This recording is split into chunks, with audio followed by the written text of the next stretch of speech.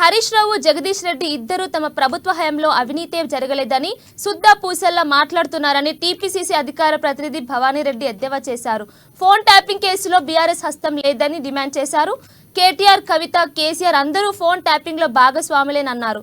కాళేశ్వరం నుంచి మొదలు పెడితే కార్ రేసింగ్ వరకు అన్నింటిలో బీఆర్ఎస్ అవినీతి బయటపడిందని ఆరోపించారు. ఇదంటా ఉన్నారు. మరి ఎందుకు మీరు ఏం చేయనప్పుడు, మీకు ఏం లేనప్పుడు హాజరైతే ఏమైతుంది? దర్యాప్తు సంస్థ ముందర మీరు పోయి హాజరయ్యి నేనేం చేయలేదు, నా మీద వచ్చిన అన్ని నిరాధారమైన ఆరోపణలు, నిన్న నేను మొత్తం క్లీన్ చిట్ తో బయటికి వస్తా అని చెప్పి మీరు ఎందుకు బయటికి రారు, ఎందుకు పోరు? అంటే కేవలము అన్ని కూడా తారుమారు చేయడానికి తప్ప ఇలా పెద్ద ఇంకేం లేదు అనేది మేము మొదలే చెప్తా ఉన్నాము. తర్వాత ఇక ఫ్యామిలీ మొత్తం మేము ఏం చేయలేదు, ప్రజలు ఎందుకు తిరస్కరించినో మాకు అర్థమైతలేదని మాట్లాడుతున్నాడు మొన్న కేటీఆర్ కూడా. నువ్వేం చేయలేదు కాదు, అన్నింటికి ప్రధానంగా నువ్వు కారణము, మీ చెల్లె, మీ నాయన అందరు ఇన్వాల్వ్ అయి ఉన్నారు.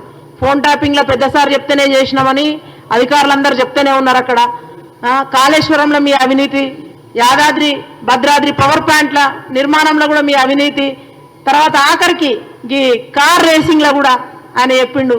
ఐఏఎస్ అరవింద్ కుమార్ 55 కోట్లు ఇవ్వమంటే కేటీఆర్ ఇవ్వమంటే ఇచ్చామని ఆయన కూడా చెప్పిండు. సో ఇన్ని ఎవిడెన్స్లు ఉండగా కూడా మళ్ళా ఏం చేస్తలేరు. 6 గ్యారెంటీల మీద, హామీల మీద దాన్ని పక్కదారి పట్టియడానికే వీళ్ళు మాట్లాడుతున్నారు కాంగ్రెస్ వాళ్ళను.